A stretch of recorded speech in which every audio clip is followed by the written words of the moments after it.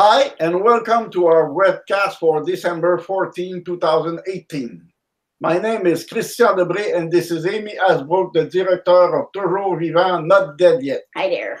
Also joining us is Taylor Hyatt, our policy analyst and our outreach coordinator. Hi, everyone. Hi.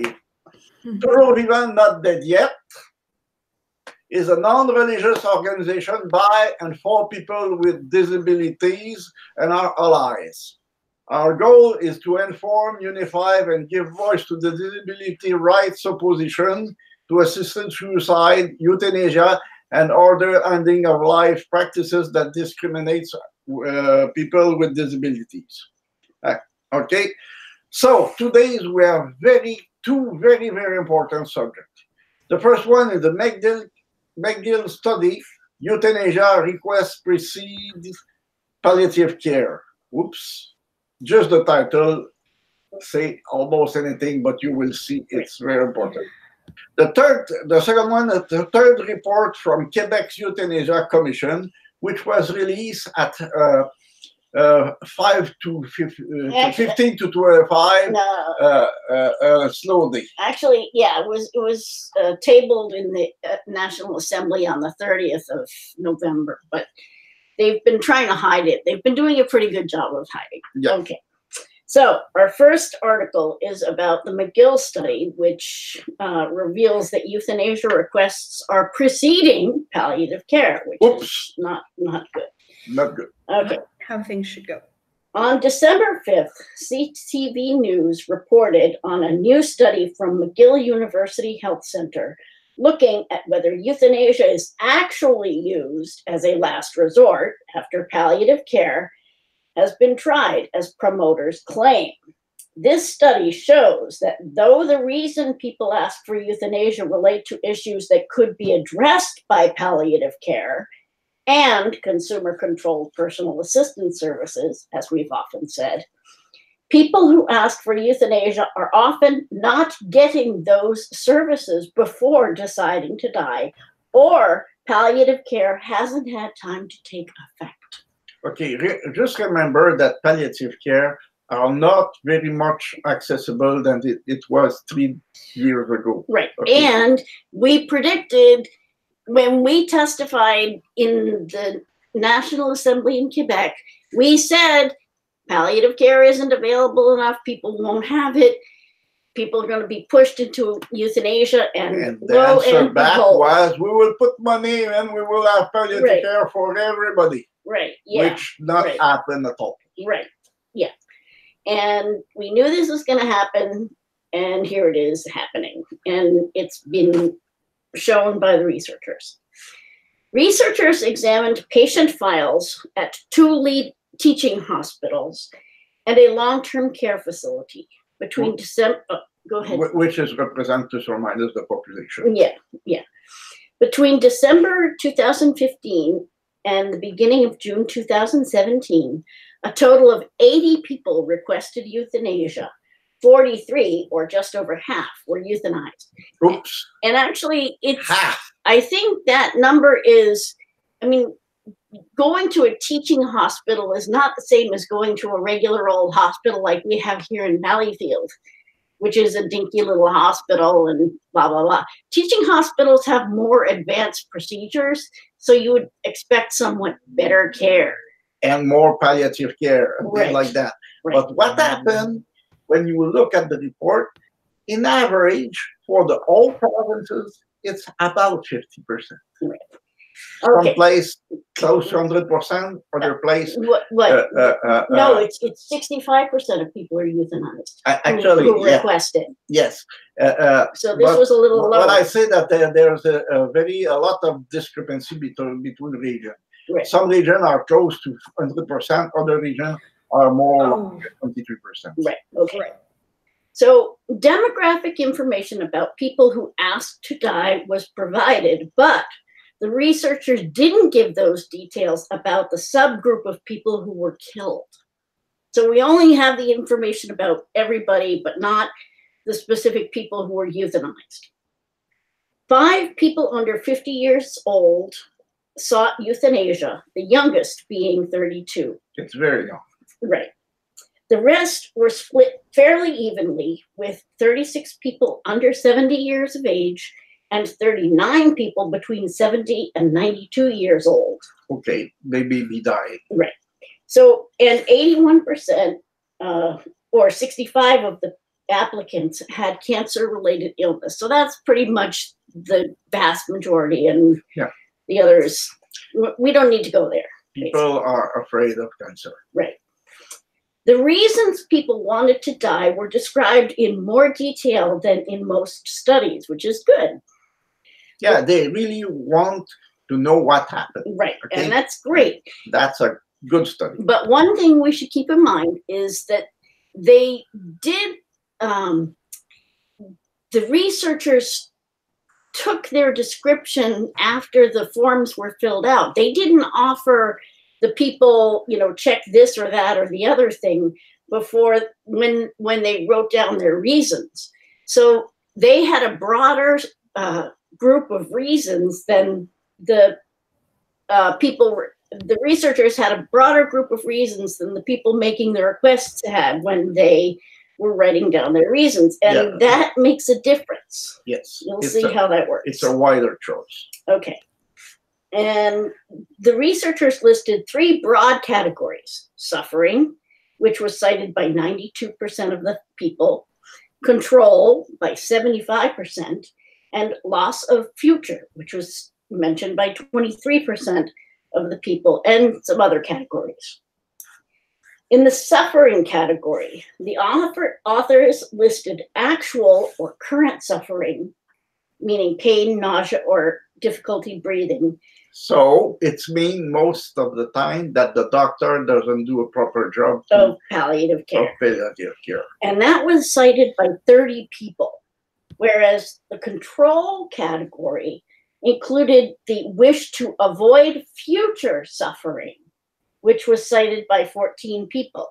So if people had the choice between actual suffering and avoiding future suffering, which is fear of suffering, it might have looked a little different, but they didn't have that choice when they were writing down their choices. Let's see. I lost my place. Avoid loss of capacity was another thing that was mentioned by 4 people, and avoid a bad death was mentioned by 5 people. Bad death means pain again. Yeah, again. Yeah. Physical suffering was also contrasted with existential suffering, which was mentioned by 19 people. Psychological suffering, cited by 16, and exhaustion, which was mentioned by 4 people. So they did a good job of breaking out the kinds of suffering, but again, since people didn't have all those choices when they were making the choices, we don't know if that's really reflective of what people were really thinking. Additional reasons given for euthanasia requests include 27 people wanted to control the time and manner of their death. And, that's the big control thing. I, me, mine, me. 16 wanted to minimize the impact of their condition on others. Okay, it's fearing to be a burden on people. Yeah. 15 people were concerned about the loss of autonomy, which is we hear that a lot, and services can help with that. 13 people cited lack of treatment options and their deteriorating condition, which is really the reason that most closely reflects the process of dying. Yeah. And 10 people wanted to avoid a loss of dignity. You could not lose. No. So minimizing the impact of their condition on others. How many people are going to cut their lives short trying to be selfless? Yeah. How many people are going to be told off by relatives and friends who don't want to see them suffering? Right. What if it's a non-terminal condition and they try to help the process of death along by saying no to food or meds? Right. And avoiding a bad death. Are all deaths that aren't so well planned going to be regarded as bad if this keeps up? And what do they mean by bad? The only thing that form is going to guarantee is an injection, not the presence of a certain person, not having your favorite music on in the background. Yeah, well, I think they figure that if they can control when they die, they can control all the other stuff. They don't necessarily understand that maybe not all the friends that they want to have come will show up, or maybe exactly fight or whatever. Okay, 10 people or 12.5% gave no reason for wanting to die. That's I just want to die. Yeah, okay, whatever. Would that be maybe I'm overstepping a line here, but if you aren't giving a reason and you're not telling anyone, shouldn't there be some kind of investigation? That seems the easiest way. It should. That seems the easiest way for a traditional suicide to go off without a problem. Right. You would think. Yeah. Okay. So the authors noted that physicians are often reluctant to tell patients they're dying. Oh, that's going to make the process work really well. Yeah. That conversations about death occur very late in the illness, and that palliative care and hospice options are not often discussed. So if this is supposed to be an exceptional option in exceptional cases, and it's supposed to be the last option, and palliative care is supposed to be in place before we even think about it, then it's not going to work if the doctors weren't willing to talk about it. Okay. That's obvious for us, but it seems not to be obvious for... Right. In fact, 7 people, or 9%, had level of intervention forms in their charts, which are similar to medical orders for life-sustaining treatment, that called for life-saving interventions, while an additional 16 people, or 20%, had no LOI forms, which would cause a default to life-saving treatment. So that's a lot of people who are supposedly at the end of life and dying, who are still getting treatment to save their lives. Again, it's this inconsistent lack of communication between the doctors and the people who are asking for euthanasia. You know, they're not even stopping the treatment to keep them alive, let alone, preparing to die. As well, most people were not receiving palliative care when they made their request. This is scary to me. 7 people had palliative care consults more than 100 days before the request. That's good, 3+ months. Yeah. And another 7 had palliative care consults in the 3 months, during the 3 months before they asked to die. Everybody should have access to palliative care. So that's 14 out of 80 people. So it's plus or minus 30%, which is plus or minus the average of the provinces. I think it's less than that, but anyway.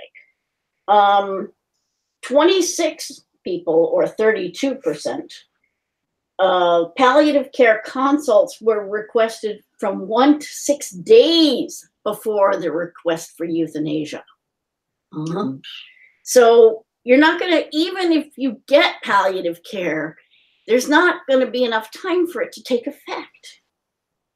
16%, 16 people, or 20%, had a palliative care consult the day of or after they asked to die.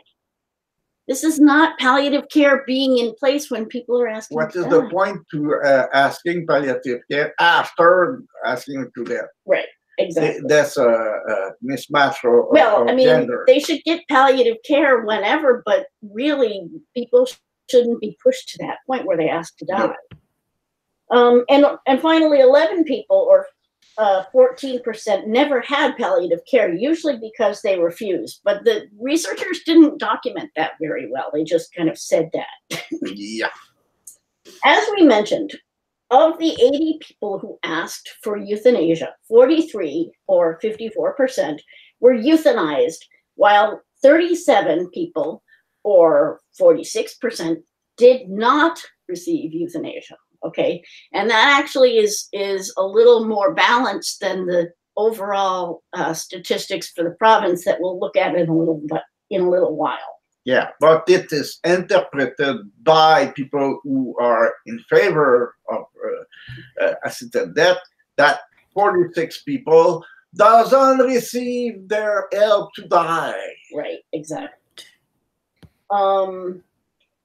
13 of those people lost decision-making capacity after submitting their request. So they, 8 people did not meet the eligibility criteria, including 4 who were. But there was euthanasia. They weren't euthanized. Yeah. Right. So that's okay. They doesn't have the right to, but right. They were. So they didn't meet the eligibility criteria because either they were incapable of making a decision, 2 who weren't at the end of life, 1 who was not in a state of advanced and irreversible decline, and another one whose suffering was not constant and unbearable. So they should not have the right to die by euthanasia. Right, and that's correct, and they didn't. And the justifications for the denial are pretty spread along the line. Okay, 7 of the people who weren't euthanized died before they could be euthanized. 5 people changed their minds, and again, it doesn't say what that means. Did it mean they withdrew their request? Or they may have chose the palliative sedation. Nope, that's another one. 2 chose palliative sedation, and it isn't clear whether that was continuous palliative sedation or just palliative sedation. And the difference obviously being a continuous palliative sedation is euthanasia. It's a slow euthanasia. Well, no, they set you up with the sedation and they sedate you and that's it. They don't wake you up ever again until you die. Yeah. You don't get liquids and nutrients by few hours to few days you're dead. Right. You don't get a chance to change your mind. Yep. That's the difference. And finally, for 2 people, no reason was given for the denial of the request. So somebody wasn't keeping records. Yeah. Okay. Of the 43 euthanasias, so now we're getting into the subgroup of people who were euthanized. 38 of those took place after the federal law with its 10-day cooling off period went into effect. However, the waiting period was waived in 60% of those cases, or 23, for 23 of those people. In 19 of the 38 cases, that's half, euthanasia was performed 1 to 6 days after the request was made. So something is fishy. Yeah, they're supposed to wait 10 days, and they're doing it in 6 or 2. It is possible and normal to jump those 10 days if you are really dying, and suffering at the same time. There is a provision in the law. We'll get there. We're there. Only imminent death or loss of capacity, imminent death or imminent loss of capacity is supposed to justify canceling the waiting period. But the reasons given suggest that doctors did not apply that safeguard properly. Fear of loss of capacity was cited in 7 cases. That's correct. Fear, not loss of capacity. Well, fear. No, because they still had to have capacity. Yeah. Worsening symptoms was noted in 5 cases, but as the authors point out, this may or may not have implied that death or loss of capacity was imminent. Okay. In the remaining 11 cases, and these are the ones that have nothing to do with imminent death or loss of capacity,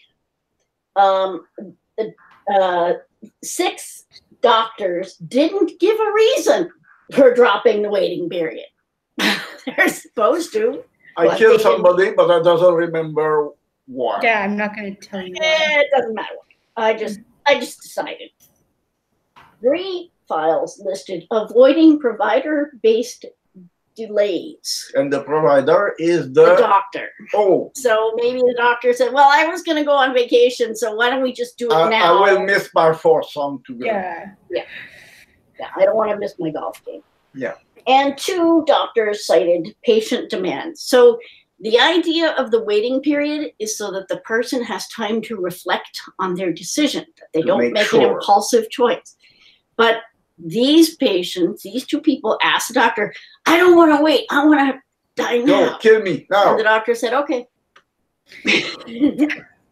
Patient demand, how? The doctors failed them. Yeah. Real medicine isn't about just picking off a menu and getting what we want when we ask for it. Was there nothing in their toolbox that could have put an end to the distress they were facing? Right, exactly. And, well, but see, that's the thing is they say put an end to. Well, that's as far as the doctors are concerned, the person wants to die, therefore they'll die. You know, it's okay for me to do this because the law says I can do this. So and I will put an end to their suffering by putting an end to them. As the law was voted, you could not sue nobody if he said, I think it was what he wanted. Good faith. Yeah. Yeah. The study found that only 14 people out of 80, or 18%, of files reviewed had consulted a palliative care provider more than a month before requesting euthanasia. That's no assurance that services were in place to control pain, to help process grief, or to maintain autonomy. Again, these are the reasons people are asking.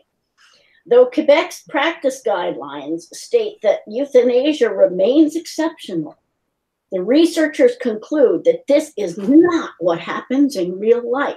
And it's an obvious conclusion when you saw those numbers. Yeah. It's obvious. Yeah. The exceptional practice of euthanasia is becoming the norm as it gains as the preferred treatment option for ill and disabled people. So that is the end of our first topic. And if you thought that was heavy, wait till you hear it. We are just preparing a scandal. So, but it will happen. Yeah. And I actually have to apologize to Taylor because I forgot to note where you want your second comments. So just shout out when you're all right. There was one that we missed. Where on earth was it? For those 11 people who refused palliative care, we've seen surveys where people mix up palliative care with euphemisms like assisted death. Right. Here we have the opposite. Do they think it's a sign of weakness? Is it, oh my gosh, I'm taking palliative care, that means I'm dying and I'm scared? Would they rather just know when the lethal injection is coming than leave anything to chance, including how well the palliative care works? Right. And we've heard reports from Quebec that people are refusing palliative care because they don't want to lose capacity to request and receive euthanasia. So that's another issue that's going on, which they didn't talk about in the report, but I bet that's part of what's happening. So lack of information. Okay. So the second topic is the third report from Quebec's Euthanasia Commission. 3 years ago, oh, I remember it well, on December 10th, 2015, Quebec's euthanasia program went into effect. Unlike the federal law, Quebec provides euthanasia upon request to eligible persons as well as continuous palliative sedation, which we've just talked about, without eligibility requirements or safeguards connected to a euthanasia request. So if you do ask for euthanasia, there's protections and safeguards and eligibility requirements. If they ask for continuous palliative sedation, anybody gets it. Yeah. Whatever. So it's really a form of euthanasia, slow euthanasia. You are certain of that in few days maximum. Yeah. And this is no accountable, no rule, no nothing. No You say, accountability. I just want to die, and you are dead. Right. Okay. So the Commission on End-of-Life Care released its third report on the province's euthanasia program on December 7th, covering the period from July 1st, 2017 to March 31st of 2018, which is not a whole year. It also includes cumulative data from December of 2015 to March 2018.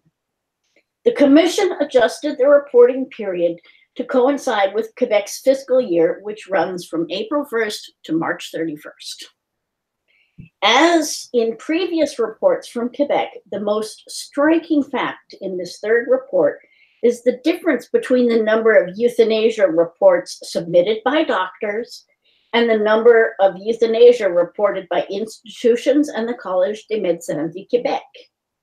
During the reporting period, the Commission received 708 forms, including 5 from previous years, while the second stream of information showed 845 cases of euthanasia, a difference of 142 deaths. It's not just a little bit, 1 or 2%. It's 142 over 800 something. Yeah, during the reporting period, which isn't even a full year. Oh, okay. Gosh. Yeah. The report does not acknowledge or attempt to explain this difference. They just don't look at it. There's no problem. We Nothing to see here. No. Yeah. No. We did a summary of the report's statistics, and I finally got it translated, and Taylor's going to put it up on our website, which will be on our website in the documents and reports section. The Commission reported that 45% of the forms filed by doctors, that's almost half, needed follow-up information or additional information. So they either was something unclear or something was missing or whatever. Letters and telephone calls were required for 334 forms. Ouch. That's almost half of them. Yeah, that's almost half, and that's only in 9 months. So doctors are very, very bad with those kind of record keeping. Got it. No good. And 90 doctors received a second letter when they failed to provide the information the Commission asked for. Right. And some does not even answer. Right. And we'll see that in a second. The Commission examined a total of 782 forms during the reporting period. So they are doing a good job. They try to take back their backlog. They're doing their job as much as possible. Of which 741 were looked at for the first time. 41 were given a second look in light of additional information that was provided. 658 were forms that came in during the current period, and 83 cases were held over from last year because they looked at it, they didn't have enough information, they asked for more information, they went back and forth, and now they had to look at it again. Yeah. 727 cases were decided during the reporting period. Of those, the Commission found 90% complied with the Quebec eligibility criteria and safeguards. Reasonably good. Now, what airline would boast of a 90% success rate? But the end-of-life care is, we've got a 90% compliance rate. Oh, goody for us. Anything on 9.9 is not acceptable. Great. In 7% of the cases, or 50, and this is just for this period, no determination of compliance was possible because additional information was not provided, as requested in 23 cases, or in 27 cases, the information that was provided was still not enough to decide whether the doctor complied with the law. Okay, they choose not to comply, and nothing happened. Right. Next time I will get a ticket, I will try that. Right. Yeah. Oh, I won't send in my ticket, and we'll see what happens. They'll send me a second letter. No, that's okay. I'll tell them to talk to my doctor. Yeah. Okay. In 3% of cases, did not comply with the eligibility criteria and safeguards. They didn't even comply at all. Right. They know that. They reported, out of compliance. And that's 19 cases. This included 3 people who were not eligible for euthanasia because they did not have a serious and incurable illness. It's a murder. And it also includes 2 instances where the doctor who approved and performed the euthanasia only met with the person on the day the euthanasia was provided. Now, was that traumatizing? Oh, you sent in a request to die, and we're going to do it right now. What about the peaceful control that the person is looking for? What about the time to gather everyone and say goodbye? Yeah. And how many people are killed? How many deaths are covered up because all the safeguards can't be examined thoroughly in one meeting? Yeah. That's part of that undocumented number. Yeah. Similar figures are shown in the cumulative statistics of Quebec's program for the period December 10th, 2015 to March 31st, 2018. There's a typo in my text, which I forgot. Whoops. I read 2018, but in the text it says 2017. Oops. While the commission states that 1,493 euthanasia reporting forms were received from doctors during the period, institutions and the CMQ report 1,664 euthanasia deaths. Thus, 171 deaths are unaccounted for, probably unexamined, and may or may not comply with eligibility requirements and safeguards. This is what we said was going to happen, and here it is happening. And as Christian mentioned before, we don't want to have a death penalty in case one person might be wrongly killed. 171 people unaccounted for. That's not the same number. There is too many one in this. Yeah. There's 171 number. Ones. Yeah. In the past 3 years, the number of euthanasia has increased steadily in every 6-month period. During the first period, there were 161 euthanasia. Which was enormous because they say that this exceptional cases for 10, 15 cases a year. Right. And the first 6 months, it was 161. Right. During the second period, it was 280. Next 6 months. During the third period, it was 344. During the fourth 6 months period, 437. And we are projecting for the fifth period, because they only gave us a total for half that period, we're projecting 542 people during the fifth 6-month period. Of the 1,374 total cases that were decided up until March 31st of this year, 90% were in compliance. Woohoo!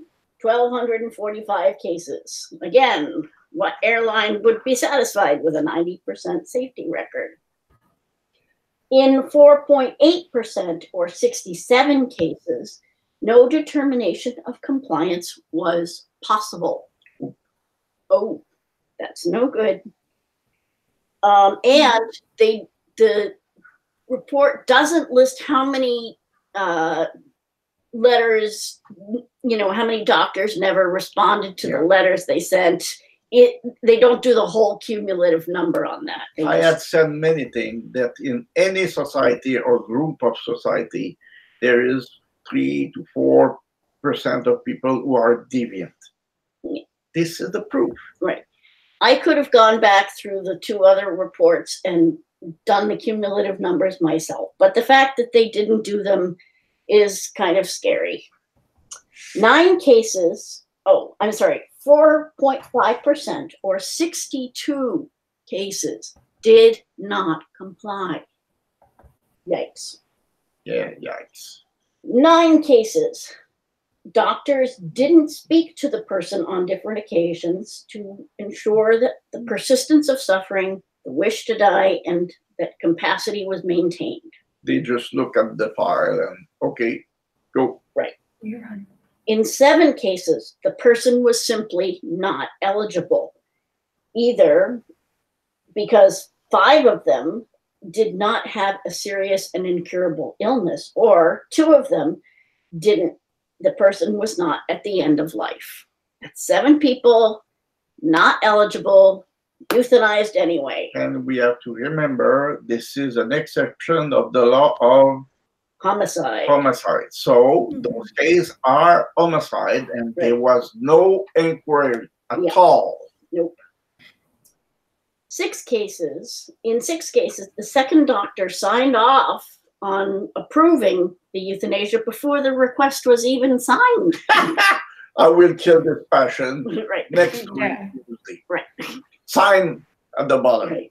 Yeah. When you make your request, we're ready to kill you. Yeah. Yeah. In 5 cases, Car sailing. right, the person who countersigned the request was not a healthcare professional. Oop. And I put an asterisk there as The opposed closest to sweeper guy. the préposé, the helper, Yeah. candy striper. Yeah. In 4 cases, the person did not have health insurance. They were not on the health insurance roll. Now, maybe their card just expired. Maybe it's just an administrative problem. Okay. In 2 cases, the doctor did not ensure compliance with the safeguards. Oh. Don't worry. Don't look at that. There's no necessity. Yeah. In the 29 remaining cases, the second doctor was not independent of the first. However, don't worry, this legal requirement was removed. They solved the problem. Wait, let me just finish the sentence here. This legal requirement was removed by the Minister of Health in February of 2017. Now, how is that for They democracy? solved the problem. Democracy. You remove all the rules, and there's no failure of the rules. Right. So the legislature passes a law, and the health minister changes it. Ooh, cute. Yes. Yeah. Okay. So in the text, if you receive the text, you'll see that several of these cases have asterisks next to them. And I put those because I wanted to point out that in these cases, the failure of administrative safeguards could alert from calendar. Conference call to discuss LAM intervention application materials. Oh.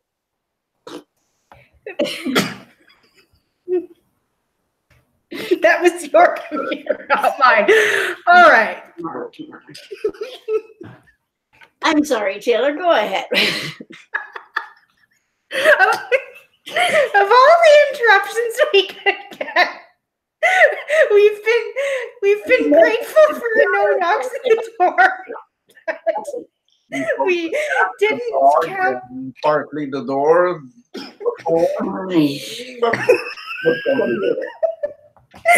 Anyway, where was I? I would love to know who signed off on these requests. Yeah. And the health insurance. Oh, yeah. When we were looking at the monitoring standards a few weeks ago, one of the questions you could say yes or no to was, does the person have health insurance? Right.